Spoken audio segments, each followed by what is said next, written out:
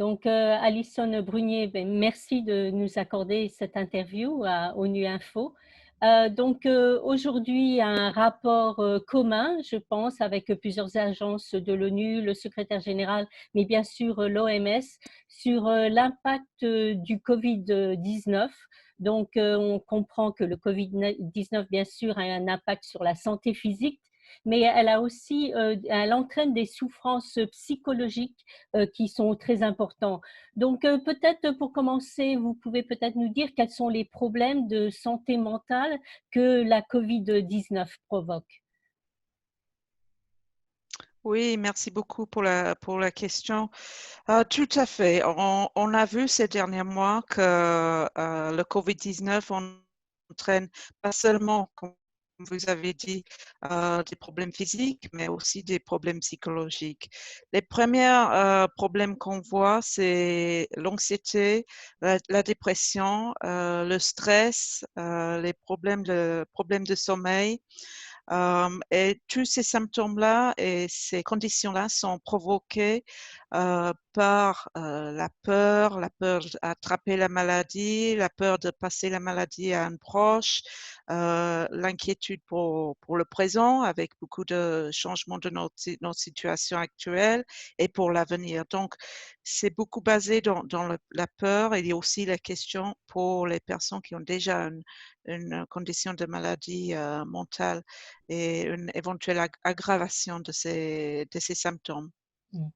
Et quels sont justement les secteurs et les personnes qui sont les plus affectées par justement la santé, les problèmes de santé mentale? Ben, le premier secteur que je voudrais mentionner, c'est le personnel soignant. On a tous vu ces dernières semaines la situation pour beaucoup de personnes dans ce secteur avec la surcharge de travail, des décisions très difficiles à prendre, des fois de vie ou de mort, des problèmes aussi, des inquiétudes, comme j'ai dit tout à l'heure, pour leurs proches, aussi pour eux-mêmes, d'attraper la maladie et de le passer à leurs proches, la stigmatisation. Donc ça, c'est un secteur très important à affecter. Deuxièmement, les enfants et les adolescents. À travers le monde, surtout dans les pays où le confinement à domicile a été mis en place, la situation pour ces jeunes a beaucoup changé d'un coup. Il y a des écoles qui ont été fermées, ils peuvent plus aller voir leurs amis, ils peuvent plus faire leurs activités extrascolaires. Donc, il y a ce changement qui a un effet émotionnel sur ces jeunes.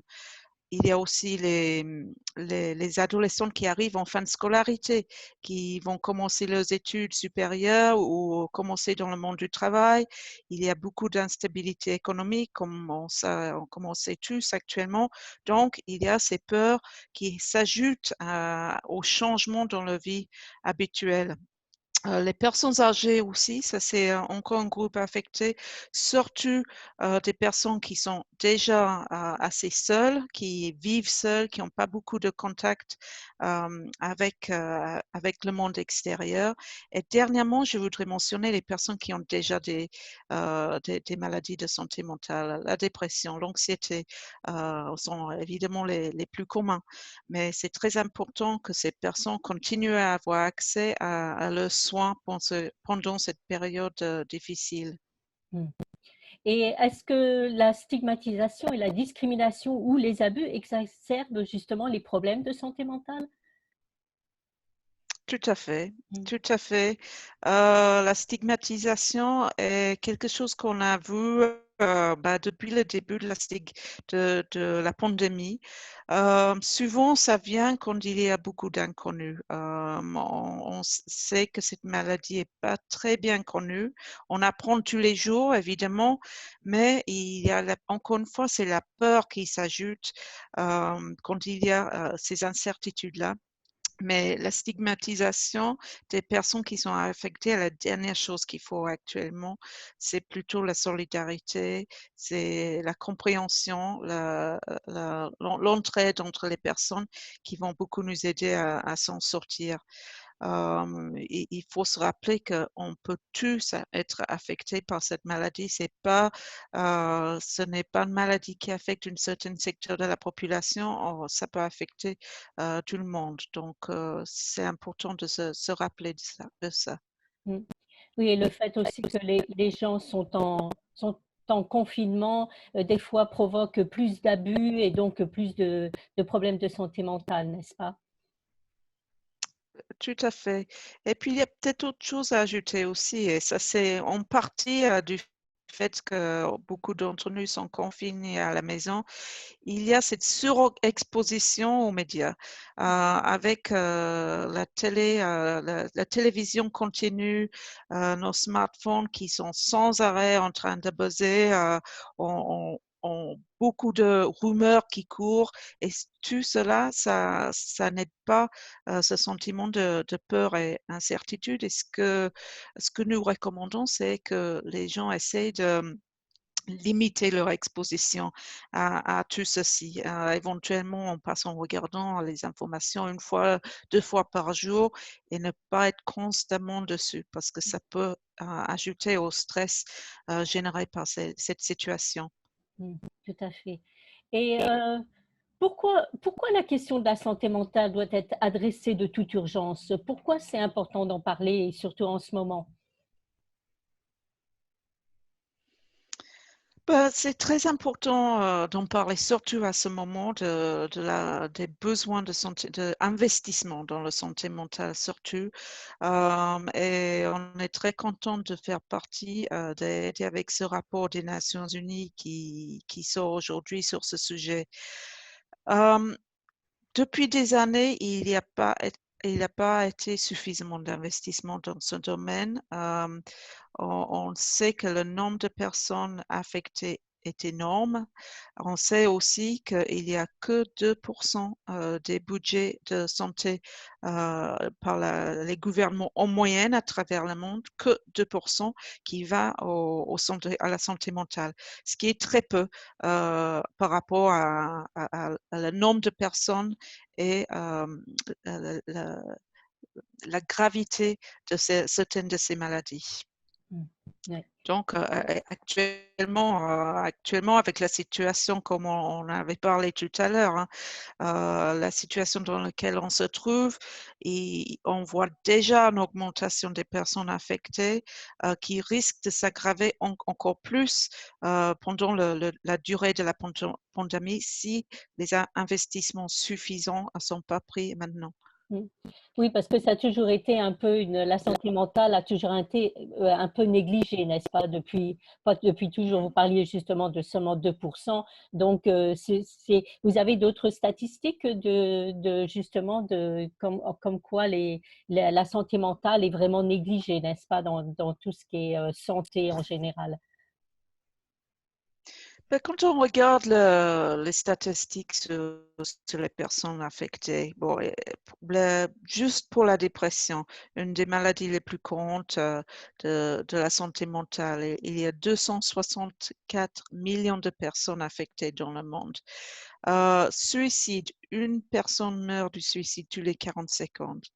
Et quand on regarde les situations d'urgence humanitaire dans des pays en conflit ou qui ont eu des désastres naturels, on estime qu'une personne sur 5 est affectée par une maladie de santé mentale.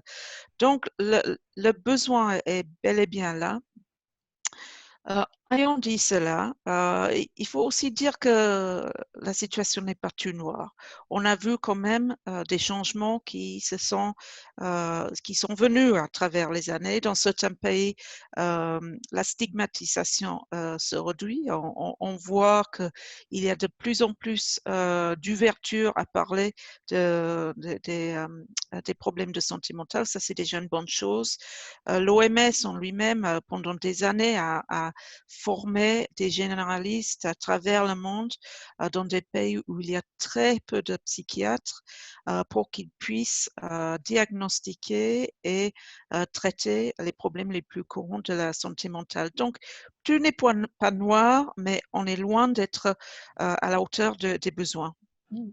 Et justement, en parlant de points de vue, de points positifs, il y a, je pense, de nombreuses initiatives qui ont été prises partout dans le monde pour renforcer le soutien psychosocial pendant cette crise. Donc, avez-vous des exemples, justement? Oui, heureusement qu'on a vu des choses positives ces derniers mois. À Madrid, on a vu quand il y avait beaucoup de lits qui étaient normalement réservés pour des personnes qui souffraient de problèmes de santé mentale, qui ont été transférés pour des patients Covid. On a vu qu'il y avait des places qui ont été trouvées dans des cliniques privées. Ça, c'est le genre de choses qui aident les personnes qui ont vraiment besoin de soins à pouvoir continuer le soin. On a vu aussi dans pas mal de pays, je cite que toi, la Nouvelle-Zélande, le Népal, l'Égypte, ils ont augmenté la capacité de ligne téléphonique pour écouter les gens qui ont besoin d'un soutien psychologique. Ça, c'est que deux exemples, mais on les voit. Donc, il faut s'appuyer sur les exemples et les utiliser dans d'autres pays à travers le monde pendant la durée de cette pandémie. Oui, cette pandémie qui va sûrement durer un certain temps. Euh, mais les Nations Unies et donc de nombreuses agences se mobilisent sur le sujet et l'OMS recommande trois actions. Donc, quelles sont-elles justement? Oui, comme vous dites, hein, l'OMS avec d'autres agences dans la famille des Nations Unies agissent sur ce sujet. Les trois recommandations principales qu'on recommande dans le rapport qui est sorti aujourd'hui. Premièrement, il faut absolument que la santé mentale soit prise en compte dans la réponse COVID tout entière. Pas seulement la santé, aussi d'autres secteurs, l'éducation, l'emploi, par exemple. Deuxièmement, que toutes les personnes qui ont besoin de soins pour le santé mentale y ont accès. Donc, ça, c'est essentiel. Et la troisième chose, c'est essayer de utiliser cette occasion pour construire des systèmes de santé mentale qui sont bons pour l'avenir, c'est-à-dire qui sont accessibles à tous, qui sont basés dans la communauté. On essaye de plus en plus euh, de devenir des institutions des grandes institutions psychiatriques du passé à un traitement qui est basé dans la communauté et troisièmement que des traitements des soins sont abordables pour tous. Donc, ça, c'est les trois recommandations du rapport qui est sorti des États-Unis, des Nations Unies aujourd'hui. Mm, mm. Et vous parlez justement que la santé et les traitements pour la santé mentale soient abordables à tous. Je pense que c'est un élément important. Et donc, que faut-il faire justement pour arriver à que tout le monde ait accès à ces soins pour la santé mentale? Bah, il y a de l'action qui doivent être prises par tous les secteurs. Bon, on en a parlé de pas mal des choses qui doivent être faites. Il faut continuer avec la déstigmatisation de ces maladies dans la société. Il y a déjà des choses qui ont été faites, il faut aller plus loin. Euh, il faut que les gouvernements donnent plus de leur budget de santé pour la santé mentale.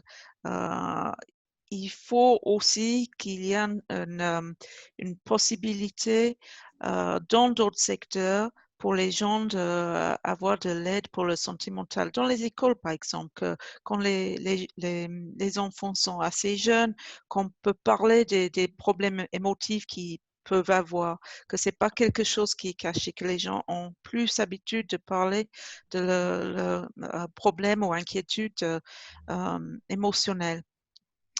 Et bon, il y a la question des traitements aussi, hein, les questions de traitements pharmacologiques et les traitements par les thérapies parlant. Ça aussi, il faut qu'ils soient accessibles à travers le monde. Ce n'est pas encore le cas. malgré le fait qu'on a des traitements qui marchent très bien pour soigner ce genre de maladie. Est-ce qu'une couverture sanitaire universelle pourrait résoudre aussi un peu ce problème? Tout à fait, tout Mmh. à fait.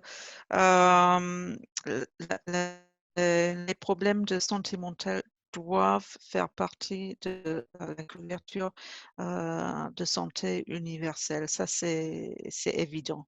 Mmh. Alison Brunier, merci beaucoup pour cette interview. Vous voulez rajouter quelque chose? Juste merci pour l'opportunité, Florence, et pour tous ceux qui nous écoutent. Essayez de rester en bonne santé physique et émotionnelle, et prenez bien soin de vous.